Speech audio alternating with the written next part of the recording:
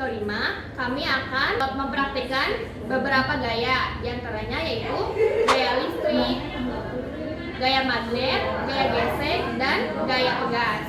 Berikut alat dan bahannya. Untuk gaya listrik, di sini kami ada alat dan bahan, yaitu ada sisir, ada potongan kertas, kemudian rambut. Gaya magnet, pertama ada magnet bata, jarum, aluminium, seng, potongan kertas, dan potongan plastik, benang, serta satu lagi ada statif. Untuk gaya gesek, di sini ada balok, neraca, dan kereta balok. Selanjutnya untuk gaya pegas, di sini ada bahan karet gelang, kemudian beban, dan juga penggaris, dan yang terakhir statif. Gaya listrik adalah gaya yang dihasilkan oleh benda yang memiliki muatan listrik. Contohnya, seperti penggaris plastik yang digosokkan ke rambut kering dapat menarik serpihan kertas kecil karena adanya listrik statis. Halo teman-teman, berikut adalah cara mengidentifikasi benda-benda yang dapat dipengaruhi oleh gaya magnet. Yang pertama, untuk bahannya ada magnet batang, seng, aluminium, potongan kertas, potongan plastik, utas benang, dan jarum. Untuk caranya, dekatkan magnet batang dengan bahan yang tersedia tetapi tidak sampai bersentuhan. Gaya magnet adalah gaya tarik atau gaya tolak yang dihasilkan oleh magnet. Tidak semua benda yang bisa ditarik oleh magnet, hanya benda logam tertentu seperti besi, baja, dan nikel. Untuk sifatnya, magnet memiliki dua kutub, yaitu kutub utara dan kutub selatan. Sekian dari praktek cara mengidentifikasi benda-benda yang bersifat magnet. Berikut adalah cara menentukan pengaruh massa benda terhadap besar gaya gesek yang dialaminya. Di sini ada benda yaitu balok dan neraca pegas. Nah, caranya yaitu letakkan sebuah balok kayu di atas meja, kemudian kaitkan ujung neraca kepada balok, ya, kaitkan. Kemudian tarik neraca pegas ini perlahan-lahan. Gaya gesek adalah gaya yang muncul akibat adanya sentuhan langsung antara dua permukaan benda. Arah gaya gesek selalu berlawanan dengan arah gerak benda. Selanjutnya adalah gaya pegas. Gaya pegas adalah gaya tarik atau tekanan yang dihasilkan oleh benda yang memiliki sifat elastis. Gaya ini muncul karena benda tersebut ingin kembali ke bentuk semula setelah diregangkan atau ditekan. Sifatnya, semakin besar renggangan atau tekanan yang diberikan, semakin besar pula gaya yang dihasilkan oleh pegas tersebut. Contoh lain, penggunaan pegas pada kasur spring bed, busur panah yang ditarik, atau karet gelang yang ditarik seperti pada video. Kesimpulannya adalah, gaya adalah bagian tak terpisahkan dari aktivitas manusia. Pemahaman terhadap gaya-gaya ini memungkinkan kita untuk menciptakan teknologi yang memudahkan pekerjaan, mulai dari hal yang sederhana seperti alat sepatu agar tidak licin hingga sistem kelistrikan yang kompleks. Sekian dari kelompok 1, terima kasih.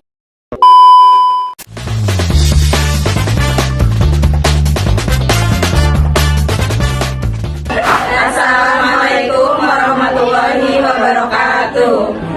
Teman-teman, di sini kami akan melakukan kegiatan praktik pada percobaan pertama, yaitu titik lebur pada es.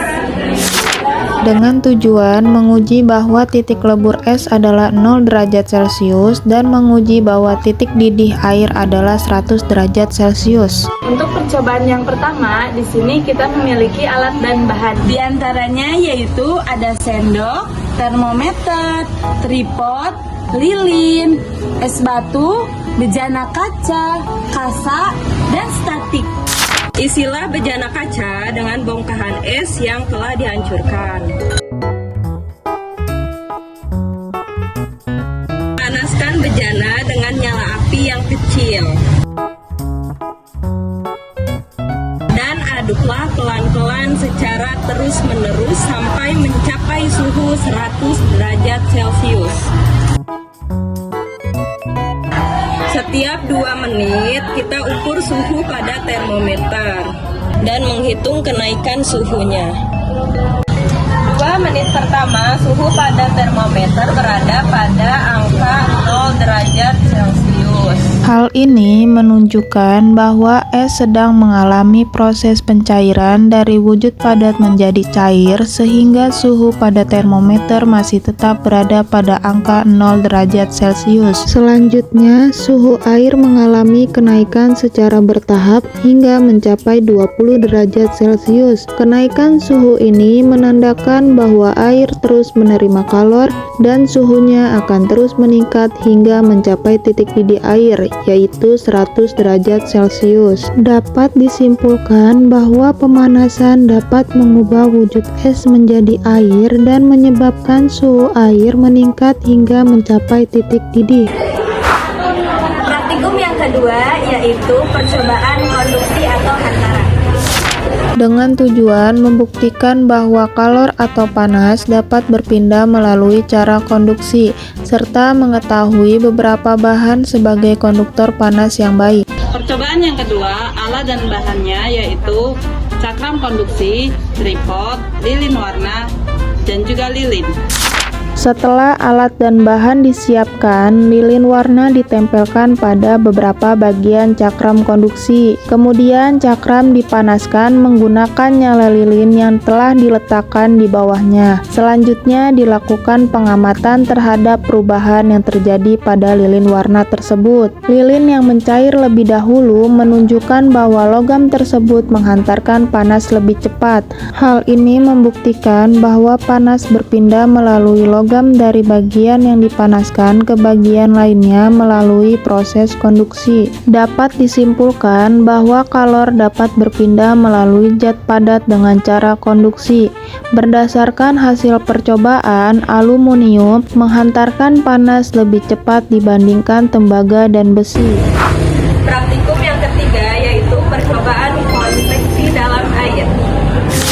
Dengan tujuan membuktikan bahwa konveksi dapat terjadi di dalam zat cair. Percobaan ketiga, alat dan bahannya yaitu bejana kaca, serbuk gergaji, tripod, kasa, lilin.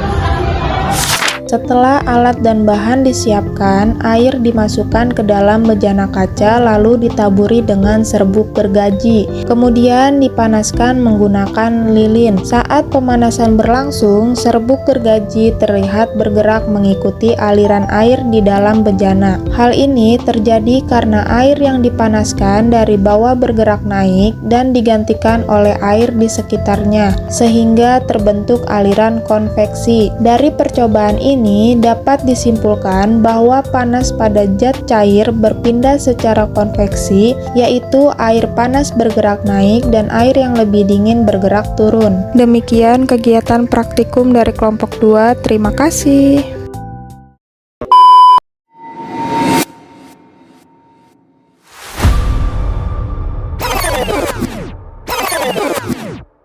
You didn't have to cut me off.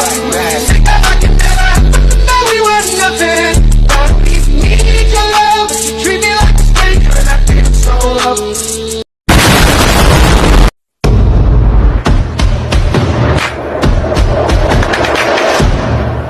Assalamualaikum warahmatullahi wabarakatuh. Di sini kami kelompok 3 akan menguji percobaan, yaitu percobaan jenis-jenis gelombang. Yang kedua, percobaan benda bergetar sebagai sumber bunyi. Yang ketiga, percobaan kepekaan indera pendengar manusia. Selamat menyaksikan. A few moments later. Di sini kami akan melakukan percobaan jenis-jenis gelombang. Yang pertama ada gelombang total dan yang kedua ada gelombang longitudinal.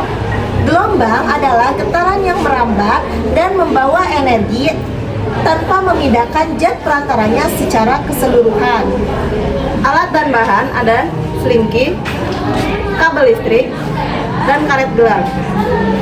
Mari kita amati. Yang pertama, kami melakukan percobaan gelombang transversal. Pada percobaan transversal pada selingki digerakkan ke kanan dan ke kiri atau berlawanan arah pada salah satu ujungnya selingki sehingga menghasilkan gelombang yang merambat sepanjang selingki.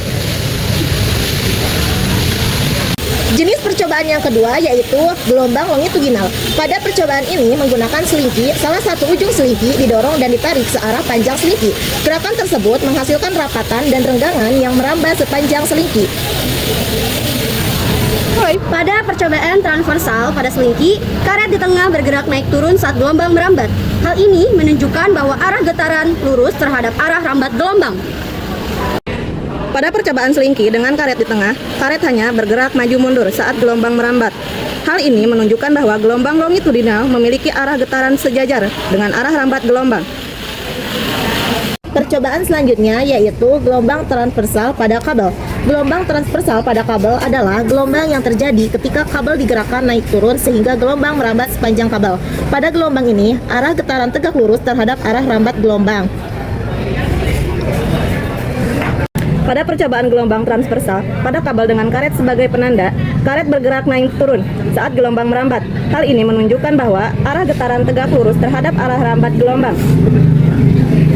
Kesimpulan dari uji coba gelombang pada selingki dan kabel yaitu gelombang dapat merambat membawa energi dengan arah tertentu.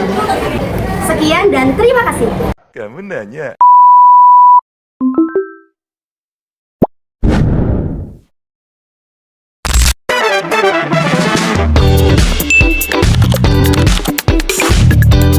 Halo semuanya, di sini saya dan teman saya akan melakukan praktikum IPA yaitu percobaan benda bergetar sebagai sumber bunyi. Tujuan dari praktikum ini yaitu menjelaskan tentang penyebab timbulnya bunyi, kemudian yang kedua yaitu menjelaskan cara perambatan bunyi. Selamat menyaksikan.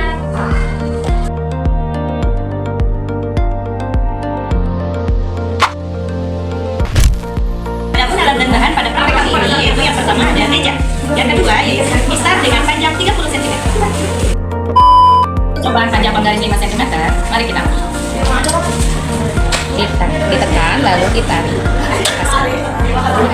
menimbulkan getaran yang sangat cepat dan kuat dan menghasilkan suara yang jelas. Selanjutnya dengan panjang penggaris 10 cm, mari kita ditekan lalu ditarik, lepaskan, yaitu menghasilkan getaran yang cepat dan kuat dan dengan suara yang jelas. Kemudian kita coba dengan panjang 15 cm, mari kita mati. Sekarang kita ditarik, pada 15 cm ini menimbulkan getaran yang sedang dan bunyi yang sedang pula. Oke. Pada penggaris 20 cm kita amati. Menimbulkan getaran yang sedikit lemah dan bunyi yang sedang. Percobaan pada panjang penggaris 25 cm. Mari kita amati. Ditekan kemudian dilepas.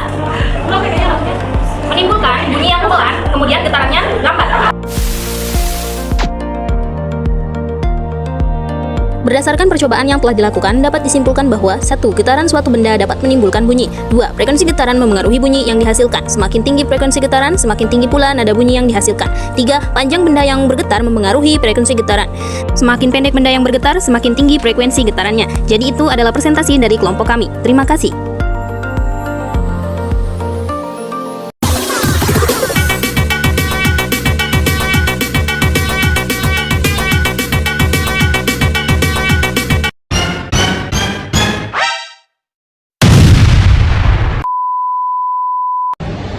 Semuanya, di sini kami akan melakukan percobaan kepekaan indera pendengar manusia. Tujuan praktikum ini yaitu untuk mengetahui kepekaan indera pendengaran manusia. Alat dan bahan yang diperlukan ada 2 sendok makan, 2 mangkok, tisu, dan kain. Percobaan yang pertama dengan telinga sebelum ditutup, yaitu dengan jarak 1 meter. Mari kita amati. Bunyi terdengar sangat jelas. Selanjutnya dengan jarak 3 meter, mari kita amati. Bunyi terdengar jelas. Selanjutnya dengan jarak 6 meter, mari kita amati. Bunyi masih terdengar jelas. Terakhir, dengan jarak 9 meter, mari kita amati. Bunyi masih terdengar jelas. Percobaan yang kedua, dengan telinga sebelah kiri ditutup dengan jarak 1 meter. Mari kita amati. Bunyi terdengar sangat jelas. Selanjutnya dengan jarak 3 meter. Mari kita amati. Bunyi masih terdengar sangat jelas. Kemudian dengan jarak 6 meter. Mari kita amati. Bunyi masih terdengar jelas. Kemudian dengan jarak 9 meter, mari kita amati. Bunyi terdengar jelas. Percobaan yang terakhir dengan telinga kanan ditutup dengan jarak 1 meter. Mari kita amati. Suara sangat terdengar jelas. Dengan jarak 3 meter. Mari kita amati. Suara sangat terdengar jelas. Selanjutnya dengan jarak 6 meter. Mari kita amati. Suara terdengar jelas. Selanjutnya dengan jarak 9 meter. Mari kita amati. Suara terdengar jelas. Kesimpulannya, telinga manusia memiliki kepekaan yang baik pada jarak dekat. Kepekaan pendengaran dipengaruhi oleh jarak sumber bunyi. Semakin dekat jarak, semakin jelas suara terdengar. Arah sumber suara lebih sulit ditentukan jika berada tepat di belakang atau sejajar dengan posisi telinga pada jarak jauh. Kamu nanya.